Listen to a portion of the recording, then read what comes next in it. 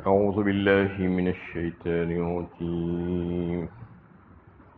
بسم الله الرحمن الرحيم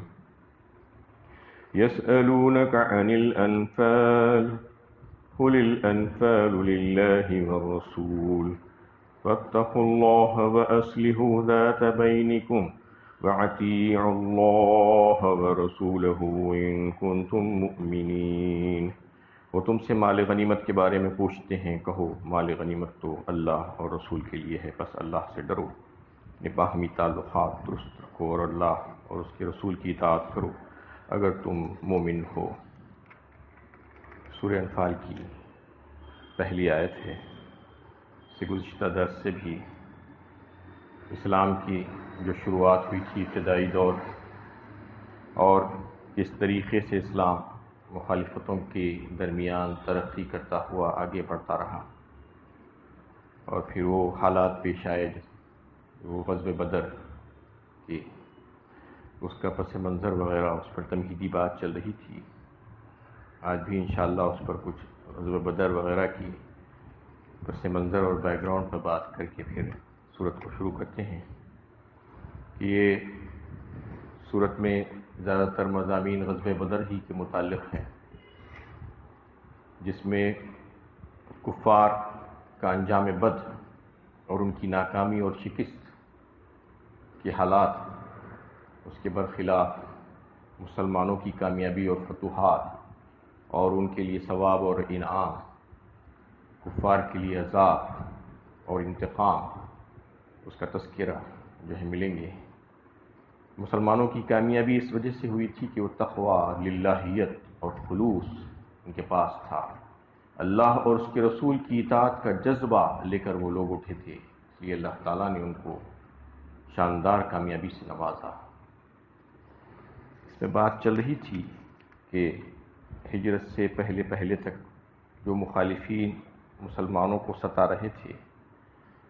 مکے میں تکلیفیں پہنچا رہے تھے، اس کی وجہ سے ہجرت کرنے کی نوبت آئی۔ اس وقت بھی وہ لوگ یہ نہیں چاہ رہے تھے کہ مسلمان ہجرت کر کے مدینہ چلے جائیں، کیونکہ وہ یہ بات کو سمجھ رہے تھے کہ مدینہ میں جانے کے بعد وہ لوگ اور مضبوط ہو جائیں گے، وہاں پر ان کو ساتھ دینے والے لوگ ہیں، اور ایک مضبوط جتھے کی شکل میں اور آپ صلی اللہ علیہ وسلم کی رہنمائی میں ایک شاندار جماعت تیار ہو جائے گی جو ہمارے لیے موت ہے، کیونکہ وہ لوگ جانتے تھے کہ اللہ کے نبی صلی اللہ علیہ وسلم کی صلاحیت اور آپ کی بے پناہ قابلیت اور آپ کی شخصیت کی کشش، یہ سب جو ہے اس سے واقف تھے، اس لیے وہ نہیں چاہ رہے تھے کہ مسلمان وہاں پر جائیں، یا آخر میں تو کم از کم اس بات کی کوشش کرتے رہے کہ آپ صلی اللہ علیہ وسلم کو کسی نہ کسی طریقے سے مکے میں روک لیا جائے،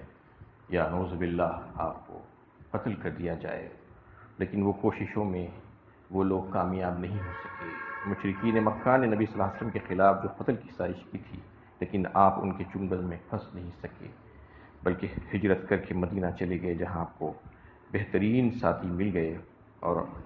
انہوں نے آپ کی نصرت اور حمایت کا بیڑا اٹھایا۔ اس سے مشرکین مکہ کے دل میں حسد کی آگ بھڑک اٹھی، اور پھر جیسا کہ آپ کے سامنے جو بات چل رہی تھی کہ اب وہ لوگوں کے ہاتھ سے تو مسلمان نکل گئے تھے، اب انہوں نے خط و کتابت شروع کی، مدینے والوں سے، اہل مدینہ سے ربط قائم کیا،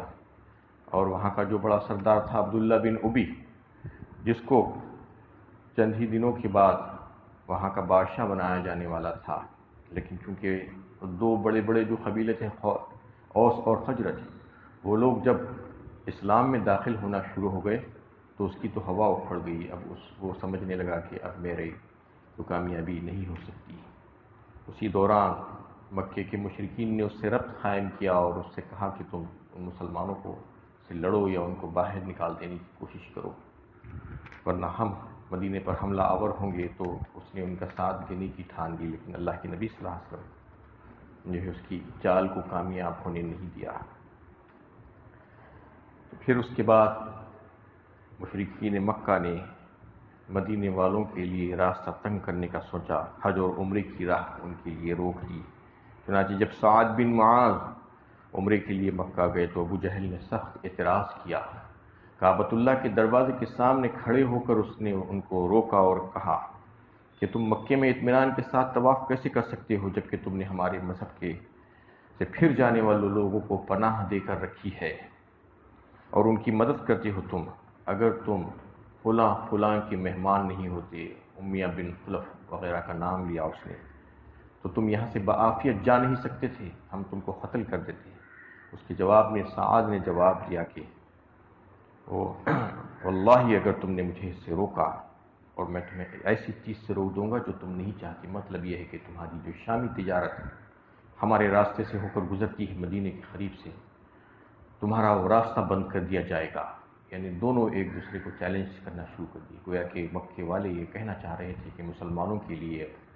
بیت اللہ کی زیارت کی راہیں بند کر دی جائے گی۔ تو اس کے جواب میں مدینے والوں نے کہہ دیا کہ تمہاری جو شامی تجارت ہے جس پر تمہارا معاش کا دار و مدار ہے، وہ راستوں میں تمہارے لیے تکلیف جو ہے ہو جائے گی اور پرخطر ہو جائیں گے وہ راستے، تم یہ مت سمجھو کہ تم آرام سے اب تجارت کر سکو گے۔ یہ بات چیت ہو گئی اور اس کے بعد جو ہے مسلمانوں نے سوچا کہ اب جو ہے وہ شاہراہیں جو شامی تجارت کے طور پر جو ہے مکے والے اور دیگر عرب کے قبائل استعمال کرتے تھے، جو بحر احمر کے ساحل سے کی پٹی سے ہو کر گزرتے تھے، اس پر ہمارا قابو پانا ضروری ہے۔ اس وجہ سے مختلف تدابیر کرنے شروع کر دیے۔ اسی حکمت عملی کے تحت آپ صلی اللہ علیہ وسلم نے مدینہ اور بحر احمر کے ساحل کے درمیان کے جو قبائل تھے ان کے ساتھ اور اس کے متصل جو بستیاں تھیں بحر احمر کے ساحل کی، جو ان تمام بستیوں کے ساتھ اتحاد کیا اور ان کے ساتھ معاہدات طے پائے۔ اس طریقے سے وہ اپنے جو ہے موقف کو مضبوط کرنے لگے مسلمانوں کے علاقے میں، اور پھر اور تدابیر یہ کیے کہ آپ صلی اللہ علیہ وسلم مسلسل ان شاہراہوں پر، ان راستوں پر جو ہے چھوٹے چھوٹے دستے بھیجنے شروع کر دیے، اور کبھی کبھی ایسا بھی ہوتا تھا کہ آپ صلی اللہ علیہ وسلم خود بنفس نفیس ان دستوں کے ساتھ تشریف لے جاتے تاکہ دشمن کے درمیان خوف کی کیفیت پیدا ہو کہ مسلمان غافل نہیں ہیں اور مسلمان ان کی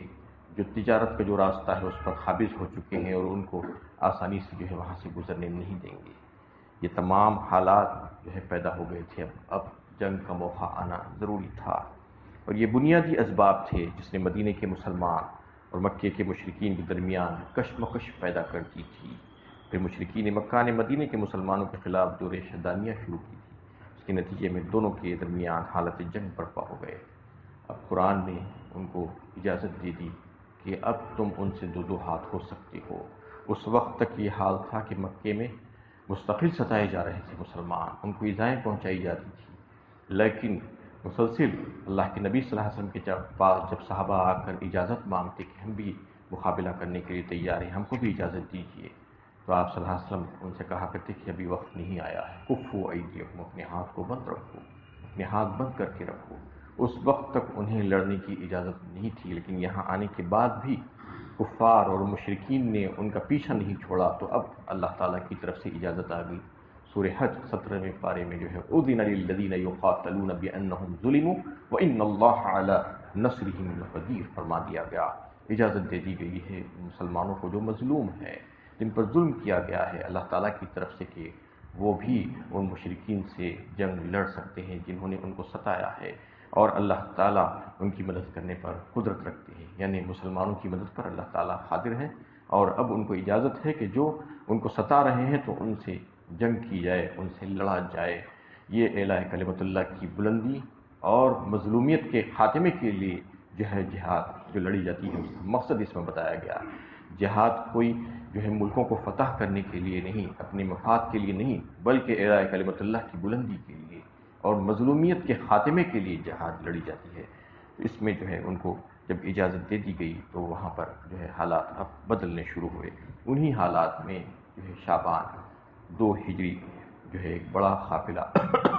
ابو سفیان کا جو تجارتی قافلہ تھا، جس میں بتایا جاتا ہے کہ تقریباً 50,000 اشرفیاں تھیں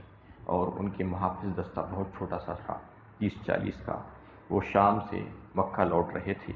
تو مسلمانوں نے چاہا کہ اس پر حملہ کریں تاکہ مشرکین کا زور ٹوٹے اور انہیں سبق حاصل ہو، لیکن ابو سفیان کو اس کی اطلاع ملی تو اس نے مکہ آدمی بھیج دیا کہ وہاں سے مدد طلب کی۔ پھر کیا تھا کہ مشرکین مکہ 1000 کی تعداد میں، جن میں ان کے بڑے بڑے لیڈر اور سورما قسم کے لوگ بھی تھے، پوری جنگی تیاریوں کے ساتھ مسلح ہو کر نکل پڑے۔ ادھر مدینے سے بھی مسلمان جنگی تیاریوں کے ساتھ نکل آئے۔ وہ تعداد میں 300 سے کچھ ہی زیادہ تھے، اور ان کے ساتھ سامان جنگ کی بڑی کمی تھی، ہر چیز کی کمی تھی ان کے پاس، اسلحہ کی بھی کمی اور سواریوں کی بھی کمی، تعداد بھی بڑی کم تھی۔ یعنی مسلمان کے مقابلے میں 3 تھے دشمن، جو کفار کا لشکر جو آ رہا تھا۔ تو وہ پورے عزم اور حوصلے کے ساتھ مدینے سے نکلے اور انہوں نے سیدھے بدر کا رخ کیا۔ یہ حالات جو پیدا ہو رہے تھے، تو اللہ کے نبی صلی اللہ علیہ وسلم جو ہے خاموش بیٹھے ہوئے نہیں تھے، حالات سے باخبر تھے، محسوس کر رہے تھے کہ اب حالات بگڑ رہے ہیں، اب ایک وقت آنے والا ہے کہ جنگ ہونا ہی ہونا ہے، اور اگر ہم اس وقت آگے نہیں بڑھیں گے، اقدام نہیں کریں گے، تو پھر تو مسلمانوں کی ہوا ہی اکھڑ جائے گی اور مسلمان کمزور پڑ جائیں گے، اور عرب کا بچہ دلیر ہو جائے گا اور ان کو سر اٹھانے کا موقع نہیں ملے گا۔ اب جیسے چاہے، انہیں جیسے بھی حالات ہیں، جتنی بھی طاقت اور قوت ہم کو میسر ہے، جو بھی اسلحہ ہمارے پاس ہے، جتنی بھی تعداد ہے ہمارے پاس، ہم کو اسی سے جنگ لڑنا ہوگا، تاکہ ہم اپنی اسلام کو باقی رکھنا ہے، اور یہ تحریک جو شروع ہوئی ہے اس کو زندہ رکھنے کے لیے آگے بڑھنا انتہائی ضروری ہے۔ اس سلسلے میں آپ صلی اللہ علیہ وسلم نے صحابہ کرام سے مشورہ بھی کیا، اور یہ وہ حالات تھے جب انہیں ہجرت کر کے 2 سال بھی مکمل نہیں ہوئے تھے، مسلمان ابھی بالکل بے سر و سامانی کی حالت میں مدینے میں زندگی گزار رہے تھے۔ مہاجرین کے پاس تو کچھ بھی نہیں تھا، انصار ان کی مدد کر رہے تھے، لیکن اس کے ساتھ ساتھ مدینے میں جو ہے فتنے بھی پیدا ہو گئے تھے، جو منافقین اور مشرکین ان کے پیچھے پڑے ہوئے تھے، ان کو کمزور کرنے کے لیے ان حالات میں جو ہے یہ واقعات پیش آنے لگے۔ تو اللہ کے نبی صلی اللہ علیہ وسلم نے جب جو ہے صحابہ کرام سے مشورہ لیا، تو ان تمام حضرات نے جو ہے یہ آپ صلی اللہ علیہ وسلم سے وعدہ کیا کہ ہم آپ کے ساتھ ہیں، اور ہم آپ کے ساتھ جو ہے جانثاری کرنے کے لیے تیار ہیں، ہم اپنی جانیں قربان کر دیں گے لیکن پیچھے نہیں ہٹیں گے۔ سب کے سب نے جو ہے آپ صلی اللہ علیہ وسلم کی مدد کا وعدہ کیا۔ تو آپ صلی اللہ علیہ وسلم آگے بڑھے، اور یہ سوچ کر کہ اب بدر کی طرف ہم خود جائیں گے، ہم آگے بڑھیں گے، دشمن سے مقابلہ کریں گے، اور ایک موقع آ گیا کہ بدر کے میدان میں جو ہے پڑاؤ ڈالا گیا، اور پھر آگے سے جو ہے کفار کا لشکر بھی آ گیا، ان کے بدر پہنچنے تک تجارتی قافلہ راستہ بدل کر آگے مکے کی طرف نکل گیا تھا۔ قافلے کی بعافیت نکل جانے کے بعد کفار کے بعد سرداروں نے چاہا کہ جب قافلہ واپس نکل ہی گیا ہے مکے کی طرف حفاظت کے ساتھ، تو لشکر مکہ واپس چلا جائے، کیوں ان سے جنگ لڑی جائے۔ لیکن ابو جہل نے اصرار کیا کہ بدر چلیں گے۔ بالآخر لشکر بدر پہنچ گیا، ادھر سے مسلمانوں کا لشکر بھی بدر پہنچ گیا۔ اس طرح جمعہ 17 رمضان 2 ہجری کو یہ معرکہ پیش آیا، جو کفر اور اسلام کے بیچ میں سب سے پہلا معرکہ تھا، ایک فیصلہ کن معرکہ تھا، جس میں اللہ کے نبی صلی اللہ علیہ وسلم نے یہ ٹھان لی تھی کہ زندہ رہیں گے تو پھر اس پر دلیل پر زندہ رہیں گے، اور میدان جنگ میں جا کر فیصلہ کیا جائے گا کہ کس کو زندہ رہنا ہے اور کس کو نہیں رہنا ہے۔ اس طریقے سے دونوں فوجیں صف آراستہ ہوئی، نبی صلی اللہ علیہ وسلم نے نصرت کے لیے اللہ تعالیٰ کے سامنے ہاتھ پھیلا دیے، نہایت خشوع و خضوع کے ساتھ اللہ تعالیٰ سے دعائیں کرنے لگے، اور رو رو کر دعائیں کرنے لگے کہ یا اللہ، یہ ایک چھوٹی سی جماعت ہے جو آپ کی نام لیوا ہے، اگر اس کو مٹا ڈالا گیا تو پھر اس کے بعد روئے زمین پر آپ کا نام لینے والے، آپ کی عبادت کرنے والے کوئی باقی نہیں بچیں گے۔ اللہ تعالیٰ کی طرف سے نصرت اور مدد کا اعلان ہوا، مقابلہ ہوا، تو مسلمان بڑی جان فروشی کے ساتھ لڑے، اور نصرت الہی نے بھی ان کا ساتھ دیا۔ مٹھی بھر افراد کفار سے بھاری لشکر غالب آ گئے، مسلمانوں کے صرف 14 آدمی شہید ہوئے، جبکہ کفار کے 70 آدمی مارے گئے،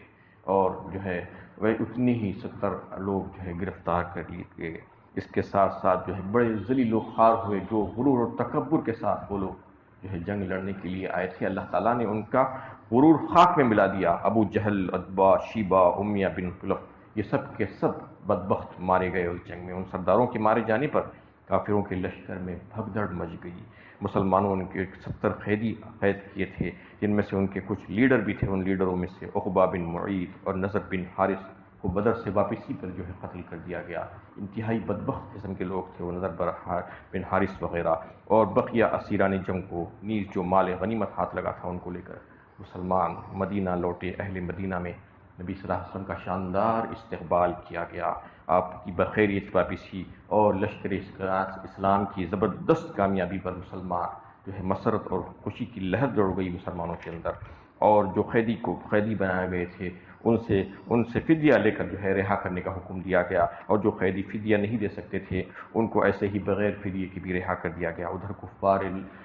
کفار کا جو لشکر بدر میں شکست کھانے کے بعد مکہ لوٹا تھا، بری طرح بھاگ کھڑے ہوئے تھے، اور جب مکے پہنچے تو ذلت کی وجہ سے اپنے ہی لوگوں کو منہ دکھانے کے قابل نہیں رہے تھے، اتنے ذلیل و خوار ہو کر گئے تھے۔ یہ معرکہ بدر جس نے کفار مکہ کو ان کے لیڈروں سے محروم کر کے یتیم بنا دیا تھا، اور مسلمانوں کی قسمت کو اس طرح جگایا کہ آگے جا کر وہ پوری انقلابی شان کے ساتھ دنیا پر چھا گئے، اور جس طاقت نے بھی ان سے ٹکر لینے کی کوشش کی پاش پاش ہو گئی۔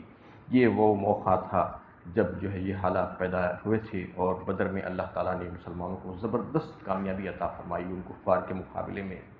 اس میں جو ہے وہ مہاجرین کے لیے زبردست امتحان اور آزمائش کی گھڑی تھی کہ مہاجرین کا جو ہے معرکہ جو ہو رہا تھا صف آرا، ان کے خلاف جو لوگ تھے انہی کے بھائی بند تھے۔ کہیں پر جو ہے کوئی کسی کا باپ ہے تو کسی کا چچا ہے تو کسی کا بھائی ہے، کسی کا ماموں ہے، ان کی تلواروں کے ضد میں، لیکن انہوں نے بڑی سنجیدگی کے ساتھ حق کو قبول کیا تھا اور حق سے رشتہ جوڑا تھا اور باطل سے اپنے آپ کو علیحدہ کر لیا تھا۔ تو ان کو اس بات کی پرواہ نہیں تھی کہ آگے جو ہے ان کی تلوار کی ضد میں ان کا باپ ہے یا ان کا بھائی ہے، کیونکہ وہ باطل پرست تھے، باطل پر تھے۔ انہوں نے اپنی ذاتی مفاد کو بازو رکھ دیا تھا اور صرف اور صرف جو ہے اسلامی رشتے کے جو بھائی تھے ان سے رشتہ جوڑا تھا اور حق سے رشتہ جوڑا تھا۔ اور پھر جو انصار صحابہ تھے ان کے لیے بھی زبردست آزمائش کی گھڑی تھی، کیونکہ انہوں نے اپنے اوپر ایک زبردست آفت کو لا کر ڈال لیا تھا۔ پورے عرب ان کے دشمن ہو گئے تھے، پورے قبائل جو ہے ان کے ساتھ جو ہے جنگ پر آ گئے تھے۔ انہیں گویا کہ یہ معاملہ ہو گیا تھا کہ اب نہ صرف وہ ان کی مدد کر رہے تھے بلکہ ان کے لیے جنگ لڑنے کے لیے جا رہے تھے۔ یہ سارے حالات میں اللہ تعالیٰ نے پانسا پلٹا اور مسلمانوں کی زبردست مدد فرمائی اور کفار کو ذلیل اور نامراد کر دیا، پست کر دیا ان کو۔ جس طریقے سے وہ لوگ مسلمانوں سے لڑنے کے لیے آئے تھے ان کو ذلیل و خوار کر کے ان کو مارا گیا اور ان کو پکڑا گیا، قید کیا گیا، اور وہ نامراد ہو کر واپس لوٹے اور مسلمانوں کی مدد ہوئی۔ مسلمانوں کی مدد صرف اس وجہ سے ہوئی کہ وہ صحابہ کرام، وہ حضرات جو ہے اللہ کے رسول کی اطاعت، اللہ کی اطاعت میں آگے آگے تھے، تقوی، پرہیزگاری، للہیت